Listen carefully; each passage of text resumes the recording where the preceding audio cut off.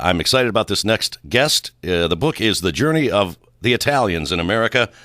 Please welcome to the drive, Vincenza Scarpaci. How are you? I am fine and glad to be back in sunny California. Where do you live in the East Coast? Right? No, I grew up on the East Coast. I now live in Eugene, Oregon, but for 7 years we lived in Petaluma. All right. And you're going to be in town at Copperfields this Saturday, Montgomery Village, 1:30. I'm going to swing by because I want to meet you and talk to you, and I'm glad I'm talking to you now that you could join us on the drive. This book is beautiful.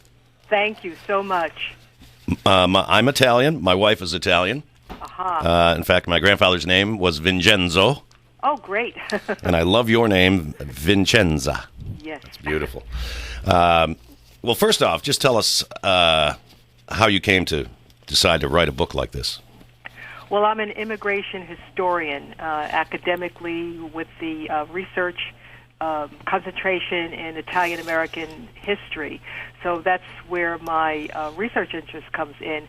But a picture book is much more accessible by the general public, and I thought it would be really great to use pictures to tell the story of the Italian experience that would reach the general public that doesn't go to the university libraries and look up scholarly journals with lots of footnotes in it.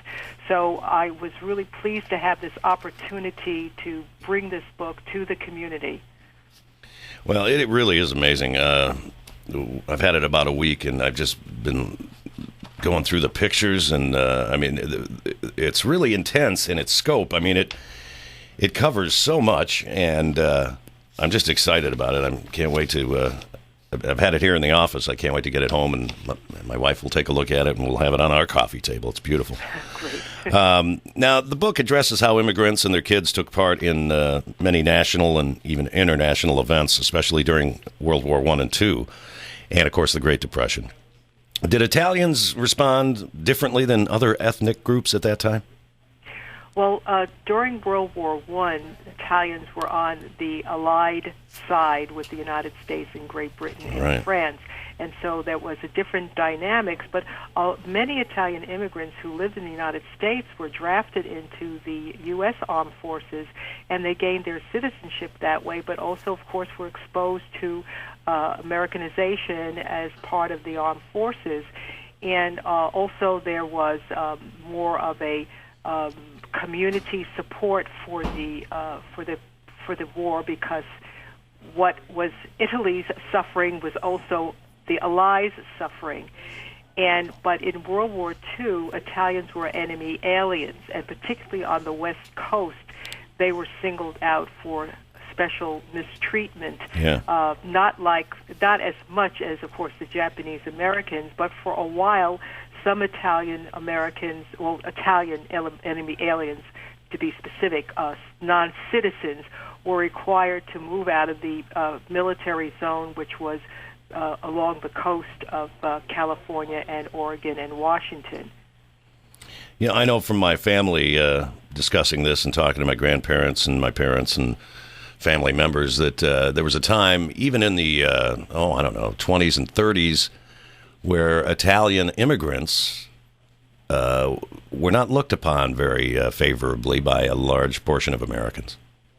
Oh, yes. Well, most of the immigrants from Southern and Eastern Europe were also looked down upon by the native-born American citizens. Yeah, certainly the Irish in the 1800s especially. Yes, right. It kind of goes into these cycles of who's a newcomer and how strange they are compared to the native-born population. Exactly. And also they did like scientific studies of these people and determined that they didn't have the intellectual capacity and were lacking in many kinds of attributes that the native population thought that they had and these people didn't have. So in the 1920s, there was very strict immigration quotas that were established, which more or less kept out people from Southern and Eastern Europe. So that was with the Greeks, the Poles, the Italians, and up the quotas for the people from Northern Europe. So it was a definite an attempt to keep the country in the ethnic majority that they felt was important to be the the dominant group.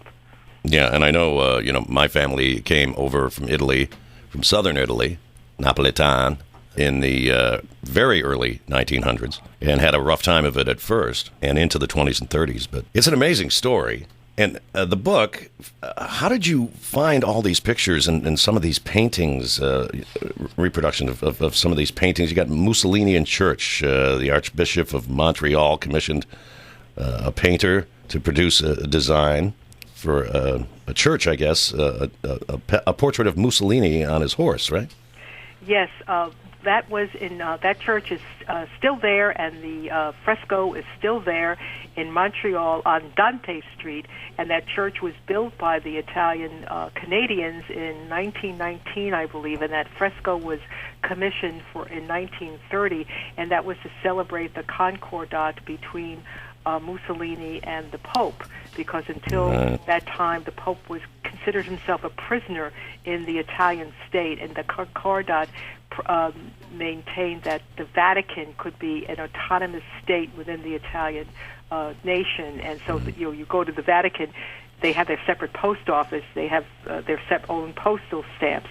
So that was supposed to be freeing the Pope from the control of the secular authorities in Italy. So a lot of devout Catholics were very happy about that, and this was a way of celebrating it. The irony of it was that the fresco painter Guido Nicchieri, who was trained in Prado and was commissioned to do this fresco, and wasn't very happy about it, but he needed the money, and that was okay. And he did other religious art in that same church. But in 1940, when Mussolini invaded France, and thereby bringing Canada, which was part of the British Empire at that point, into the war, then Guido Nicchieri was arrested by the Royal Mounted Police as being a fascist sympathizer, and he was interned for 6 months in a camp outside of Toronto. Because he painted the picture of Mussolini. Yeah, and they just assumed that meant that he was a fascist sympathizer. Good grief. We're talking to Vincenza Scarpaci. The book is The Journey of the Italians in America. It is a beautiful, big coffee table book with incredible pictures throughout the years from all over the United States. And as far as these pictures go, I mean, how did you collect these photos? Yes, well, no, that's a great question, because it was an exciting adventure, and it has little pieces that add up to the total. One was that I was really helped by people who were doing their family histories, and they may have seen, put notices in Italian-American newspapers. The Internet was really great, because I got web pages of many Italian-American organizations across the country, and I would ask them if they would please pass along my flyer asking for pictures to their membership. So some people contacted me by email, some people wrote to me or called me, told me a little bit of their family background, then would either email me or send me pictures that I could copy to use in my book. I did some traveling. I went to Butte, Montana. I went to Priest River, Idaho. I went to from Philadelphia from Wilmington up to New Haven, Connecticut.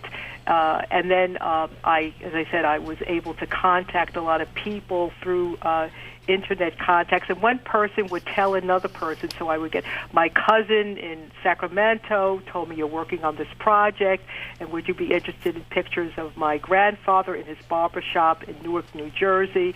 So it was just wonderful also getting pictures that way, because when it was from the family, they knew much more information than if you would get it from an archive, which traditionally they didn't really get a lot of detail about pictures, because all they would have mostly was, this is Giuseppe Caruso and his wife and daughter at their home in Healdsburg, California. Yeah, and you've got huge explanations about the families and almost all these pictures. They're not just captions; they're actual, full paragraphs explaining what the picture's all about.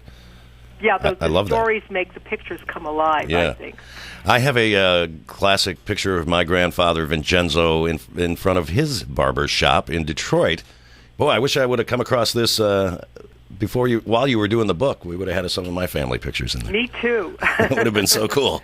I will see you this Saturday, Vincenza, and it was great to have you on. Thank you so much. Thank you very much. All right. Take care now. Okay. Bye-bye.